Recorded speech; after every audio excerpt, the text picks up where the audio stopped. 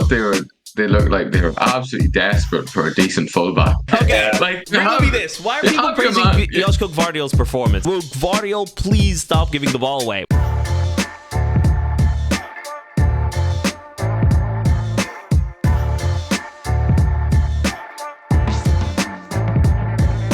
Hello and welcome back to a classic Just Another Football Podcast episode. You better believe it. I haven't done this in like a month. Hi guys, Fergal and George with me today. Harry on the episode we could have talked about his Arsenal drawing against Man City in possibly the most consequential game of the season. And he's not here. He is taking a vacation, which is within his rights. But hello guys, good to see you. Yeah, good to be back. Great to have you back. What was also great is I finally worked the Philadelphia Union game for the first time. Here's a quick story. They had amateur referee. I don't know if you kind of read or remember this, but MLS. I remember hearing you say this. Yeah. Yeah, they had amateur referees. They are back. The referees are back now. So we have refs again. Well, the professional ones. The professional ones. The proper ones. Well, I would say amateur referees. They are referees for the lower league. Yeah. For the lower leagues. But are they part-time? They are usually part-time, yes. Wait, my alarm is buzzing. Here we go. So they're usually part-time, and now we have our actual proper referees. So that was good. Finally back at the Super Park was a lovely, comfortable 2-0 win. Good. So yeah, that was good. What was also nice is the results going our way. We'll talk about it now. Arsenal 0, Man City 0. As perfect a game as it could have gone. Neither team went for it. They were both scared. And ends up goalless. Completely goalless. I think if they played another 90 minutes, they wouldn't have scored. No. Why? How do you assess this? Because okay, I'll talk about my opinion later after I hear from you guys, but I have thoughts. It's a tough one because I think Arsenal clearly went to soak up a lot of pressure in the second half. Like they played very deep. There wasn't much going forward, and they just let City play with the ball effectively. Which, to be honest, City should be used to coming up against by now. But I suppose when you've got Gabriel and you've got some top class, defenders sitting in your 6-yard box rather than sort of mid-table team, then keeping clean sheets looks like it's very achievable. So yeah, it's definitely partly to do with just tactics on Arteta's side. They didn't pick up any points, am I right in thinking, from City last year? So drawing with them twice this year is vital. Like it's really, really key for them just to keep themselves alive, keep them in the title race. For me, this is just a must-not-lose game, probably for both sides. I mean, obviously, ideally, I think City more so would have needed the win, wanted the win, but Arsenal just had to make sure that they didn't lose, and they didn't. So I think it's probably a good result for them. I'm not sure. Fergal, what are your thoughts on that point in terms of Arsenal? Point is good. Move on. Yeah, I'd agree. Whenever you're in these title races, which I have to think back now a wee bit to what it felt like watching your team in the title race, it was especially in this sort of Liverpool Man City dominant era, like it's so tight. These they're dropping 2 points to Liverpool, especially after Liverpool come back from 1-0 down. But on the whole, there's still a lot of points there to be picked up, and you'd rather have the points. If Arsenal fans were offered the points at the start of the season against Man City, they would take them. Yeah. That's the tricky part, and right? And I also don't feel like it's that the lead that Liverpool have is untouchable. Yeah, no. Like it's still, what is it? How many points? 2 points? 3 points? Yep. So one weekend of results will flip that on its head, or not flip it on its head, but you're back level with everyone. Yeah, I saw a post on Twitter X. Someone wrote, this Sheffield United game coming up. It's coming up in midweek, either Tuesday or Wednesday. Oh, actually Thursday.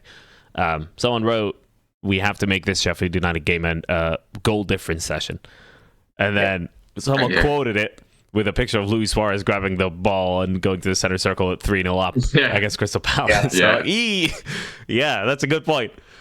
But I mean, okay, here's the tricky part. Would Arsenal fans take a 0-0 at Man City at the start of the season? 100% of the time, if you ask them before the season starts, they would take it. I think it's a bit of copium, though. That that point being made is a little bit of coping with the title, like slipping away from the grasp with how flat Man City were. Arsenal, I think, missed an opportunity because Man City were far from the best. They were never going to score, and they were also very solid, I thought. Arsenal were really solid defensively. Yes, Man City were Man City were really solid. I still thought Arsenal had a couple of chances on the break, but on the whole, neither side really did much to score. Yeah, it's always tough to break it back. Arsenal looked solid isn't it? Because they sort of sat back. But then if they try and go for it, are they less solid? It was. I thought although there was not a lot happening in the game, I thought it really was on a knife edge. Both teams seemed to be so tentative at times, but then also, the quality is on the pitch that if a mistake happens, will one of them take it? The biggest chance was whenever ex-Chelsea player Kovacic gave it away, and I thought, but I don't think even a shot came from that, or a real chance came from that. They should have really took that opportunity more. But I don't think Arsenal. I don't think Arsenal will have any regrets about the way they played. About the way they played defensively, yes. Offensively, they still only had 27% possession and 6 shots in total.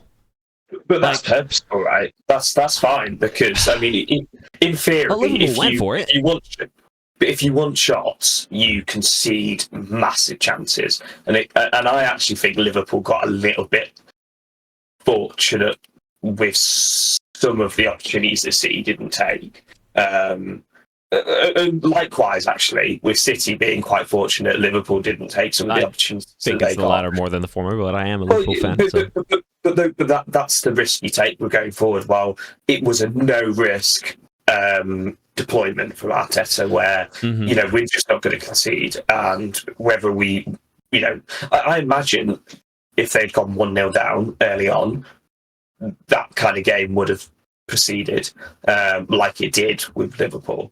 But there's just no need to risk dropping 3 points to a rival at this point in this, especially because they're still above them. And I also think Liverpool have quite a difficult last 3-4 games of the season, where yes, you're banking on them slipping up and they look amazing, but I think I'd rather that than you're behind both Liverpool and City and you're hoping both of them slip up. Yes. However, here's the experience Liverpool fans had, which is dropping 3 points or dropping 2 points in Goodison Park and dropping from the top of the league, winning every single game after that. It's like 14 games. Man City won their 14 games. Yeah. Liverpool's remaining fixtures are winnable, every one of them. I think that our hardest games are Everton and Man United, I believe. We still play Villa away as well. You got Spurs and Aston Villa. Spurs at home I'm not worried about, to be honest. Aston Villa away is like my third biggest worry. Everton second, just because of our history there. and Man United away, obviously, because what happened in the FA Cup. And the fact that we haven't won against them this season for some reason. They're the luckiest team in the league. They are. Yeah, it's incredible. Other than Everton, they're all top half teams, right? Like Wolves on the edge, West Ham, Aston Villa, Tottenham, Fulham, Man United. Like other than Sheffield and Everton, they're tough games. I think they're all tough games. Tough-ish, like in terms of them like being solid Premier League teams. They're all like tough-ish games, but they're every one of them is winnable, right? In fairness to Liverpool like they have looked really comfortable against that level of side all season. Like against Brighton, for example, they went down, won a goal down, and then they've come back and what a great goal! They've ended up winning. Oh, Danny Welbeck, my guy. Yeah, credit where credit's due. Well, yeah, my point being, Liverpool are capable of winning the next 9 games, right? So if you allow that to happen and have a gap to, they've allowed that gap to open up with Man City being as off as they are, I still think it's a missed opportunity from that point of view. That I think it's late enough in the season, with the history of title races that have involved Man City in the last 4 to 5 years, that you can't afford to let anything slip up, and you have to give it everything because you have absolutely nothing to lose. So Arsenal have lost with that draw, with not really going for it, their position on top of the league. That's my take on it. But should they be like absolutely devastated with the result? Do you think it's the same for Man City? Do you think it's the same for Man City? I do. Yeah. Yeah, 100%. Man City were. I think it's more disappointing for Man City. Man City were relatively poor. And I think they got in a couple of positions, like Erling Haaland just air kicking it was odd. If they go ahead, Arsenal aren't scoring. You know?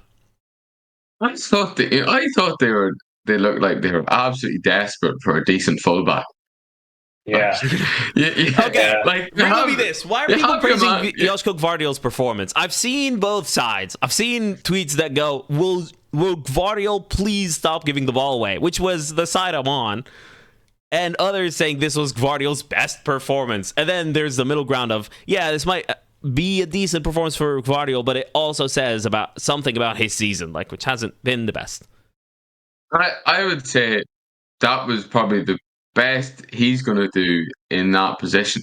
Yeah, you know, as a left back. Yeah, he's not a left back in that type of game. I'm not slagging him off. I'm making more point about Guardiola. You know, if you had a João Cancelo in your team in that game, is he gonna change it up a bit more for you? Like 100%. Guardiola, like for such a drab game. I remember when Grealish came on, it was Foden and Kovacic come off, and it was Doku, Grealish come on, and I sat at the edge of my seat, and I thought, oh, here's the attacking change. You know, you're swapping a Kovacic for but it depends what way you look at it, for either Grealish or Doku, but either way, they're both way more attacking players that are gonna try and beat somebody. But like, nobody tried to beat anybody. Nobody. Like, it's because Jeremy Doku was playing out of position. Ran towards a brick wall, and then just like turn around, turn around, and Grealish like was getting double teamed. So you know that's the right decision to not try and beat 2 people. Yeah. But like, can he then find the pass to pick out the free man, because you have the extra person on you. And I thought that sort of space, it did seem to be there, but it was in like a more traditional fullback position, or like and you've got although you've got Haaland in the box, didn't have a great game, and you've got the Arsenal are also playing 4 centre backs, but if your best chance is getting in the way that it's going, is getting like a really good quality ball in from the wing positions, and either that be like with the players on the pitch, it's like why don't you just sort of tell Bernardo Silva to be like a a winger or De Bruyne on the right side just like spam crosses in, it felt like that was the only way a goal was going to be scored, unless it was some really intricate play that involved beating somebody with a bit of dribbling. Yeah, which I think is why Jeremy Doku should have played on the left rather than the right. Yeah. Because Doku's main strength is his unpredictability in terms of which is he going to cut inside or go to the byline. And as you say, like it will have to, it'll have to be. My English is very off there. But it needed to be an unpredictable kind of run through the defense, or someone gets to the byline, cuts it back. Special. Something like a flash of brilliance, because Arsenal's just center back, like the pairing is incredible. Saliba and Gvardiol. It's so solid. 24 goals conceded all season. They're the strongest defense in the league. Completely deserved. But it would have taken something like that, and I feel like he tried that on the right and struggled because he's right-footed. Whereas Grealish as well, his function from the left wing could have been kind of carried out on the right with some support from Phil Foden. Also, the last thing about this, what's happening to Kevin De Bruyne? I feel like his strengths are starting not to show anymore. Remember when he came on against Newcastle and assisted the 2 goals, or scored one, assisted one, chipped it to Oscar Bob for like the winner in the last kick of the game, and we all said, "Oh, they're back. It's done. Yeah, we're all done here. Like it's Man City's title." But hasn't happened really again. It's been subbed off a couple times, famously against Wataru Endo. Please, I know I'm one to talk, but I think he needs a haircut. I like. Looks exactly like Fergal's haircut. Yeah, I don't know if it does quite. It seems a bit longer, a bit thicker. It's a bit like more. I definitely pull it off better than De Bruyne. I'm going to say that. Like De Bruyne is the. I'll give it to De Bruyne. He's a better footballer than me. I think he has that over me. Yeah. But his haircut, I think I pull off a little bit better. It is slightly different. I think he needs to change up. I much prefer his other hair. Yeah. I think spiked it up a bit on the side, 17-18 kind of haircut. Yeah. Preference. I think that would suit him more. Instead of it's almost he's trying to be like Jack Grealish, and then his footballing abilities also went that way. So that'll be my tip for Kevin.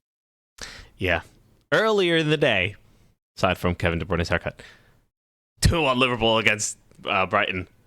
They're a stunning opening goal from Danny Welbeck.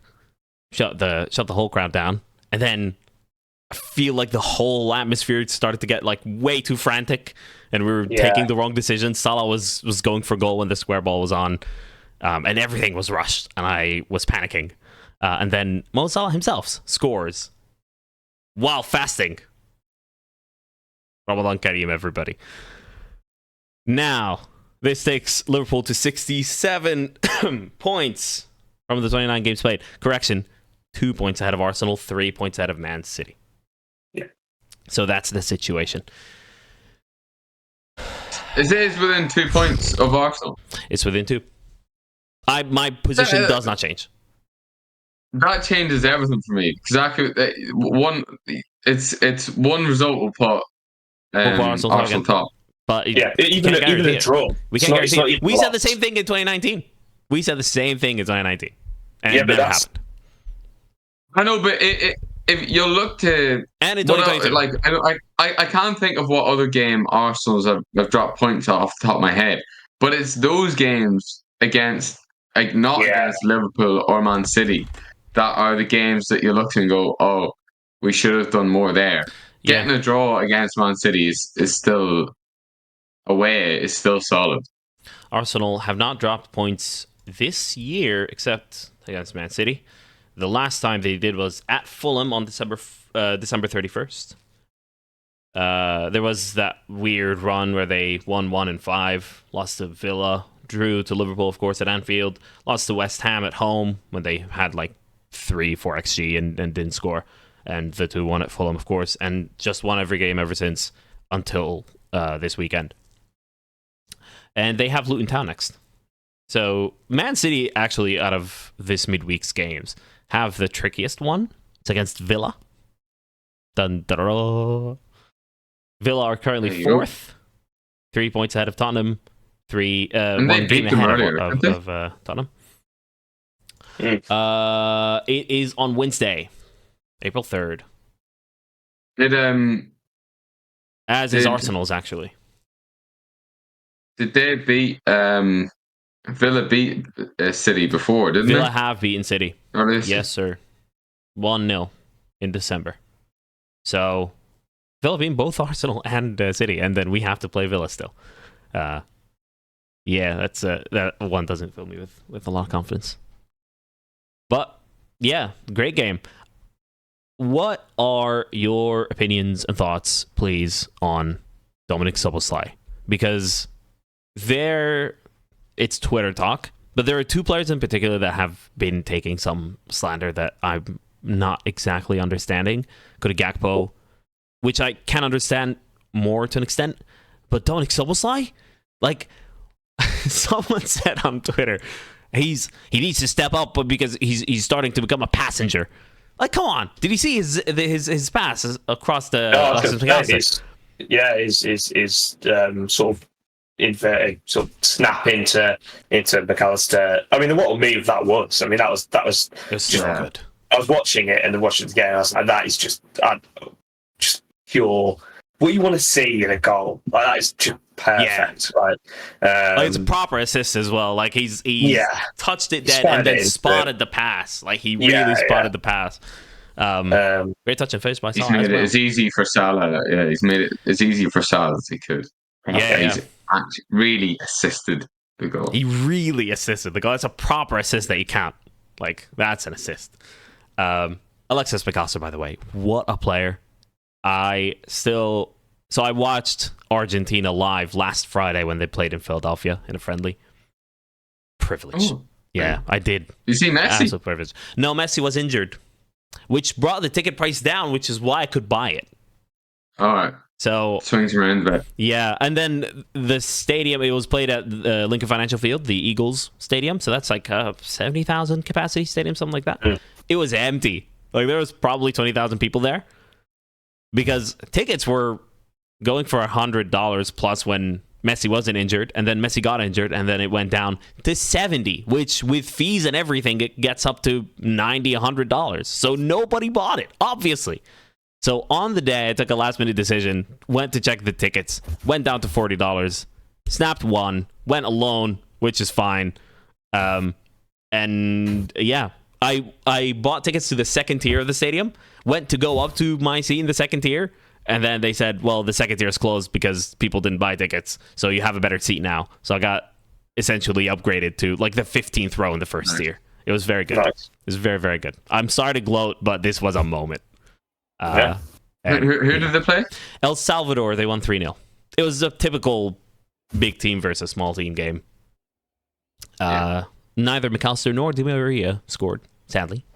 But, you know, it's still a privilege nonetheless. Yeah. My dad was back up in Cushendall this weekend chatting to his cousins, and he... Mac Allister, your cousin, of course. they confirmed to my dad again that Mac Allister ancestry is definitely from Cushendall in the north of Ireland. All right. And there is definitely a link there. So right. Shout out to cousin Alexis. Cousin Alexis. I'm about 3 degrees of separation away from Alexis Mac Allister. That's good. Yeah, I still haven't met him, so I'm... You meet Mac Allister one day. I'm your cousin. Yeah. And he's like, how? And then you have to tell him the story of your entire ancestry. And then he's like, where's Cushendall? Where's Cushendall? Good point. I know it is best. Yeah. All right. Well, elsewhere in the English lands, we have oh no, not elsewhere. Let's stay in Liverpool because the huge news of Xabi Alonso saying, sorry guys, I'm staying at Leverkusen. It hurt, man. Our most viewed video by far on this channel is the Xabi Alonso video on how he would set up at Liverpool, or something along those lines. 12,000 views. It was good. For nothing. Yeah, we've still got the views, mate. It's still 12,000 views. That's all that matters. Still 12,000 views. Yeah. Yeah, we'll say that. Now you can do another video as to. I will. I do plan on making a video about Amorim. That is true. Would you trade in the 12,000 views for the appointment of Xabi Alonso? Or... Oh yeah, I didn't make any money, so yes, I would. Yeah. I think I would. Yeah. No, so I felt like. Go on. Is it the right decision from him? You know, do you feel like it's kind of dropped the ball? I respect and like the decision from him. I know Richard Keys didn't. That was the moment I knew. Richard Keys said, "I have it on good authority that Xabi Alonso is going to Liverpool." I knew he's not going to go from that point. Yeah. Richard Keys questioning the size of Xabi Alonso's cojones. If you haven't seen this clip, look it up on Twitter. Was his ego hurt? Was your ego hurt, Richard? Yeah. Fake news? Yeah, you're probably right, Ali. It's probably more the fact that it made him look a fool because he got his sources wrong or whatever. But yeah, no, I really like this. To me, it rings of like he's sort of paying back the chance that was taken on him. That's the vibe I get off this. Yeah, it was like you know, he's a great player and everything looked like he was going to be a good coach from all the experience he's had and the type of player he was.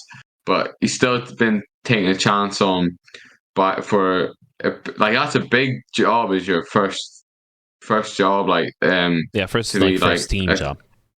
First team head coach job. You know, first season they've given that to him. Second season, you know, he's done incredibly well.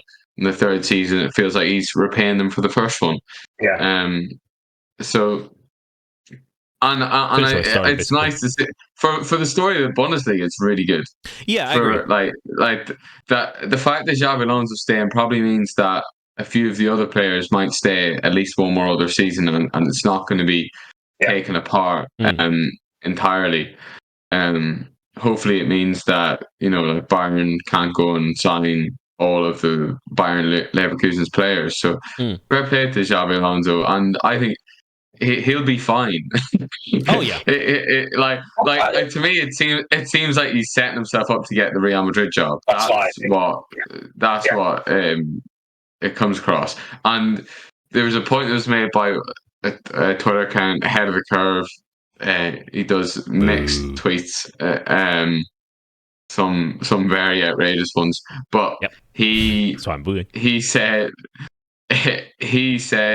you know, like, he made the point that the Liverpool job will still come up for Xabi Alonso if he doesn't do well at Real Madrid. Whereas if he didn't do well at Liverpool, the Real Madrid job probably isn't going to come up. Yeah, that's true. That's a point that's been made, and it's probably true. There is a risk that next year, if he finishes outside the top four,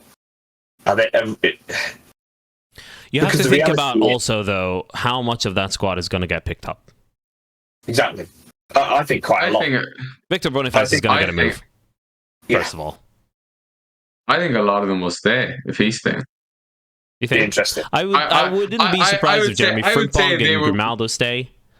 Players like Kluber Andrich who've been actually extremely important. Hincapié, there's a bit of a chance Liverpool, for example, pick him up. But there are quite a few players that would stay just because they're not actually like good enough yet to go. But Florian Wirtz, Victor Boniface. I would say him staying has meant that half the players that would have left now won't. Will stay. That's what I would say. Now, that's hypothetical. We'll never know what the true number of that was. Yeah. But I would say him staying is a huge deal. And and it gives like the fact that they'll have a go at the Champions League as well, with a great team. You know, that should be enough for a lot of the players to stay. Yeah, they're definitely. Yeah, I wouldn't disagree with that. It's also like pretty huge for the loyalty factor in football, like the kind of. Obviously, we're seeing a lot of I'll just like go to a random Premier League team because they're offering me better money. While I make outrageous money anyway, but I'm gonna make even more, so I'm gonna go there, even if it doesn't mean Champions League football. Those sorts of transfers I don't really understand at times, and this like is a faith restoration. Oh, I'm coping obviously, but this is like a bit of a for the neutral. It's a bit of a restoration of faith in terms of like finishing what you started. Yeah, you know, you've done the hard part, finish it off. But the cynic in me says, and a lot of equally cynical Liverpool fans might agree with me on this, is that it lines up perfectly with Ancelotti leaving after next season. Yeah, 100%. So Xabi Alonso will be the Real Madrid manager in 2025. Yeah. The other thing is, Xabi Alonso might be thinking, you've seen it so many times before. You don't want to be the guy that follows Klopp. You want to be the next guy. Possibly. Yeah, so here's the lore. It works out where he goes to Real Madrid. Doesn't work out very well. Gets a hard sacking. And then in a couple years' time, we get him. Ta-da. Yeah. There you go. I could easily see that he doesn't get a Champions League or something like that. And Or he just does a Xavi Hernandez and goes, "This is doing my head in here. I'm way off. This is ridiculous." Yeah. This whole saga, and that's what really Zidane done as well. Yeah, right. Harry Kane, by the way, breaking records, and still someone is the curse here. Like, what was the record he broke? So he broke a record at some point of the most Bundesliga games in a certain point of the season.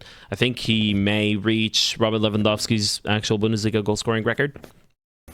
He also broke I think it's the highest for first season. Highest for his first season ever. Correct. Yeah, for a player's first season. So, if he breaks Lewandowski's, that's Lewandowski in the mud, right?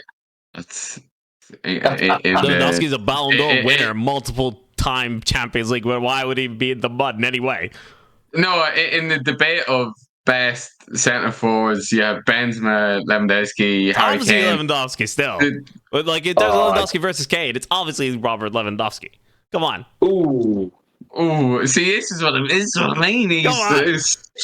I think Kane has to win something, but as soon as he does, then he'll go above. Yeah, fair enough. I don't actually believe what I said, like as strongly as I did. But for a Ballon d'Or winner and multiple-time Champions League winner, I would give it to Robert Lewandowski without much thinking. Yeah. Harry Kane is one of the best individual strikers of the generation. You know that it would be a bit delusional not to say so. But win something. It's just food for thought there. Food for thought. It's good food for thought. I will say that. Yeah. It's a hearty dinner. Keep cooking. Another player that's not having it his way at the moment. We'll go back to England, and my God, Calvin Phillips. Oh my gosh. So the story goes that if you haven't seen in the Premier League this week, I'm trying to pull up the game on my phone here. Are you going to go back to his transfer? We will talk about it all, but let's start from there. He goes to Manchester City first. Doesn't get a minute's game time.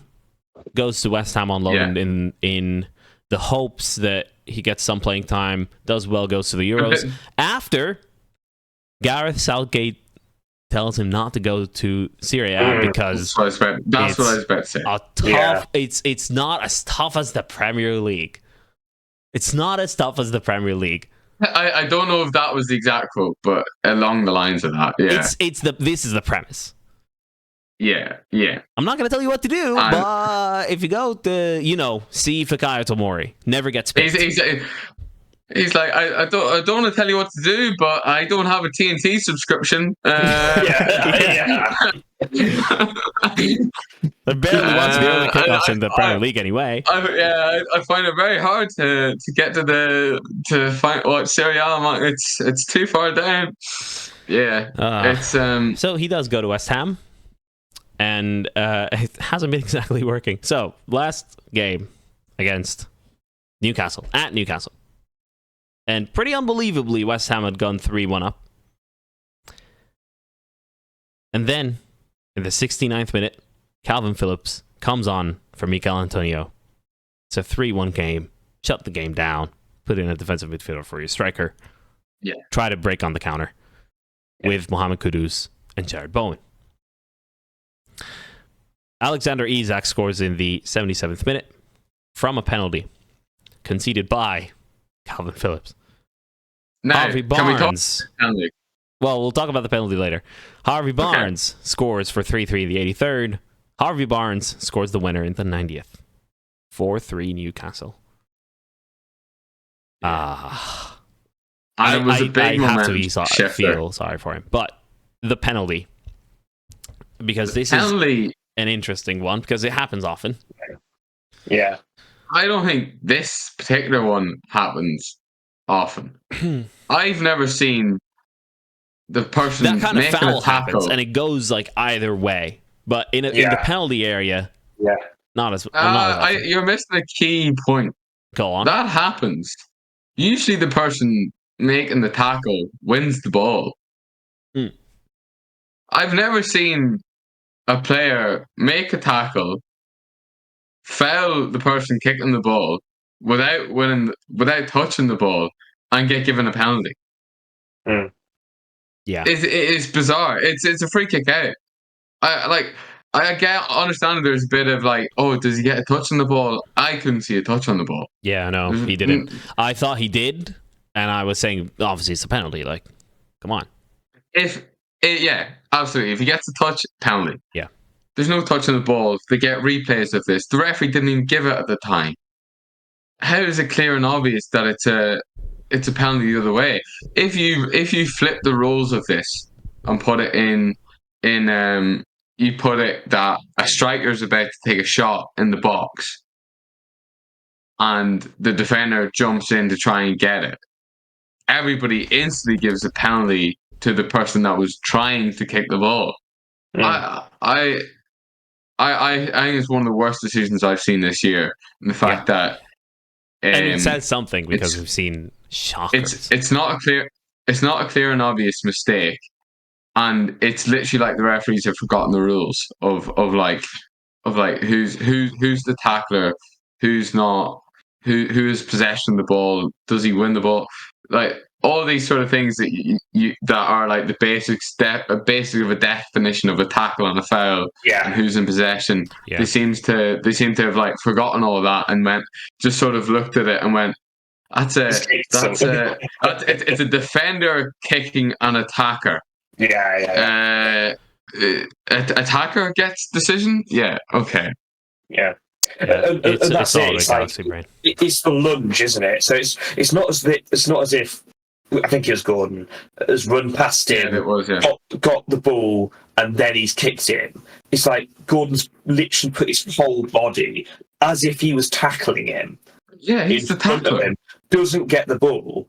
And then what I would say is Calvin Phillips is kind of created somewhat, and it's not his fault, he's somewhat created his own issues with a pretty heavy touch and winding it up. Like the way he tries to kick that ball is like his whole performance in that second half, like slow, like out of place. Like for some reason, he just looked like a beached whale the whole time. He just couldn't turn. He was so slow. It was unbelievable. But it's not. It certainly wasn't his fault. What is his fault is that Harvey Barnes just walking past him for the final goal. He looked just like he had the turning circle of a bus. Like it was Yeah, it was terrible.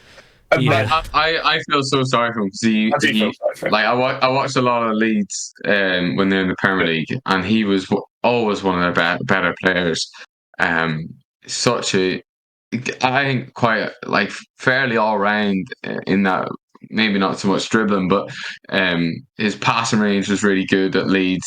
Some of the balls he's picked out on the counter attack were incredible. Yeah. And then what you saw at the Euros with him and Declan Rice in midfield for England, he was like so good everywhere, winning tackles, proper and box then box.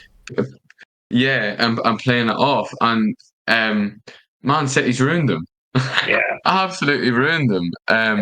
It's interesting. It's like if you're not making it at Man City, it seems to have a really detrimental effect on you. Like Grealish is another example of like, you What know, now? Guardiola felt the need to give him an earful after the game. Didn't really feel the need for that either. Yeah, But do it inside. That gimmick of Pep Guardiola instructing players after they've won like trophies or like in any situation, it seems like it's what it is. It's like a bit of a gimmick. Like, I'm sorry, it just doesn't look great for anyone. It doesn't benefit anybody. No, it really doesn't. It's a shame as well with Phillips because it's a position that at the moment there's actually quite few really talented top level. I would say eights at the moment, like where they're defensive and can play as well. I would say more of a six. Like that's why I see why he was chosen to deputise Rodri. And at times, whenever he was being called up to England as like the second choice to Declan Rice, I can see that as like there really isn't anybody that fits that mold of like a defensive first sort of midfielder that is good on the ball as well. And that's why it's now given a chance for Mainu to come into that England role. But again, he's probably not as strong defensively, but as Calvin Phillips was at his peak. If Declan Rice is injured, England are a bit screwed, aren't they? Yeah, I think there is a big hole there, definitely. Unless Stones would come in that position, that would be the only hope I would say is to someone who could replace Declan Rice. Right, we are running slightly out of time here. George, final thoughts? Yeah, well, one last thing is it's probably not advisable to flip off your fans, though. In all it's not advisable to give them a middle finger. So not advisable, but I wouldn't be angry with them at all. It's just like it's not good. But do I want to make this comment or? Like it just in terms of you say about like the way he moves and turns and stuff, in his physical like fitness levels, because he has been getting coached at Manchester City. Like his fitness is being kept in check by Manchester City. That was one of the comments that the Guardiola said. It was a bit out of shape. So there's that aspect of it too. Like if that is truly the case, then the amount of sorry I am for him goes a bit down. But the other if you don't get game time, you won't. The other aspect to that is he was part of Bielsa's Leeds. Exactly. I mean, they're one of the fittest teams that has ever been in the Premier League. Like the fittest team in the country. If you have the ability or the physicality to be a main player on that team, then surely that's just about the training. It's not about his like ability to get to a physical level. It's like something must be going wrong at Man City in them looking after him or telling him what to do. Yeah. Okay, we are running out of time slightly. Short kick of the week. Hopefully you have the nominees. I do have mine. If you haven't picked yours yet, I can get mine on the table. I got mine. I think he's short enough. Go on. Josh Cullen. Scored against Chelsea. He looks small. I'm just double checking. He's 175 centimeters, so he's 5'9". 5'9". Okay, qualifies. Yeah. Cool. Okay. Yeah. Great. First Premier League goal. solid player for Ireland. He keeps us ticking, and it got a great result against away to Chelsea with a brilliant shot. Keeps us ticking is a great football cliche kind of sentence. Yeah. Oh, totally. Yeah. But no, good. Keeps Ireland ticking as good as a broken clock, like. Yeah, well. What's your manager's situation at the moment? You have John O'Shea at the moment. Is that permanent? Too long. Too long a story? We'll not get into that. Whenever there's an announcement as to who it is, I'll fill you in on the whole story, but it's a sham. Okay, but cool. Not for now. A sham. Wow. All right, stay tuned and subscribe. Yeah. I have chosen a 5'6" Chelsea left back, Ian Maatsen, currently on loan at Borussia Dortmund. He has been smashing it. Apart from Grimaldo, possibly his second best left back in the country. Well, there's Alphonso Davies there too, but wow, what a turnaround! And he looked like it. I only watched the highlights of their Klassiker, but it looked like he had a pretty solid game against Bayern Munich. But the more general point of a complete career resurrection, we talk about playing time. He was getting none at Chelsea. He was playing in the Championship last season. That is not playing at left back. He was playing as a winger most of the time. He was, yeah. So just slide in a left back and be immediately at home is some going when you're at Borussia Dortmund. So that's my vote. He's 5'6". Yeah, very, very frustratingly, he was playing really well in pre-season. For some reason, he was just absolutely dropped. So he also dropped by our little camp that we did, the Premier League Summer Series camp that I coached. Yeah, he was one of the players that showed up actually. So yeah, bit of a soft spot for him. It's interesting. The loan Chelsea loans to Dortmund seems to work out very well for Dortmund quite often. Yeah, there's a particular Man United loan to Borussia Dortmund that is working out quite well at the moment as well.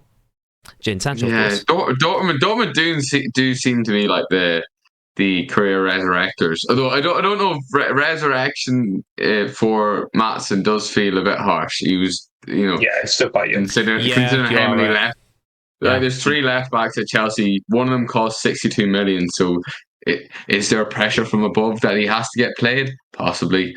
And the other one's Ben Chilwell. So, it's I'd love to see Maatsen get a chance next season. More likely, it's pure profit. That he's going to be sold for.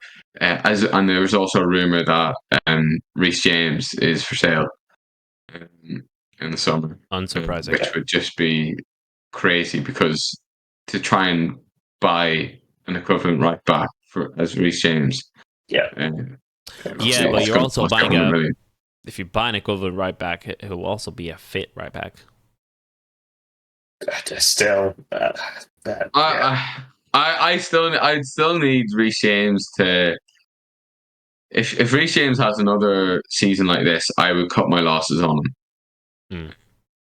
Yeah, it's a bit like Tierney at Arsenal, except maybe not the same level. Tierney was. Oh yeah.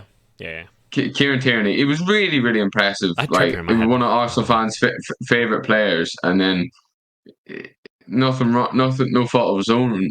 Like, he just kept getting injuries, and you kind of have to cut your losses on those players sometimes. But then on the flip side of that, you have a player like Ruben Loftus-Cheek, who it's finally all come good for him after years of nagging injuries. Yeah, that makes me happy, actually. Anyway, I've rambled. Anyway, who will get the Short King of the Week here? George. I'm going to say Harvey Barnes. Harvey Barnes. Ooh, Premier League says 5'9". Yeah, Premier League say it. Premier League say it. So does Wiki. So does Leicester. He's 5'9". Don't have it from Newcastle. He seems taller than he is, but maybe it's his haircut. Yeah, he seems like one of those tall wingers, like on Outfit, but he's not. It's weird. Yeah. But yeah, he's my. It's too late. Anthony Gordon taller than him? Yeah. You know who I found to be taller than Harvey Barnes and is crazy that he is? Karim Adeyemi. He looks really short. He looks really short. Adeyemi is 5'11". Right. It's crazy. Bad posture. He's taller than I am by 6 inches. Kareem Adeyemi. I want to see Adeyemi and Harvey Barnes together holding a spoon each. Yeah. I'd love to see. Yeah, this has to be fact checked. Okay, so we have 3 nominees for the first time ever. I think 3 different nominees. What do we do? Well, we all vote for the other someone other than your own. Oh yeah, okay. So I wouldn't be allowed to vote for Ian Matson. So I would give it to Harvey Barnes because he had a season of injuries. Comes back and scores an equalizer and a winner. That's pretty good going. I would give it to him. I'll give it to Harvey Barnes as well. Okay, good. There we go. Clean sweep. Harvey Barnes, the short king, unexpectedly. Short king of the week at 5'9". Just about makes it, but deserves it. Okay. Thank you, guys. Been a pleasure to have you on again.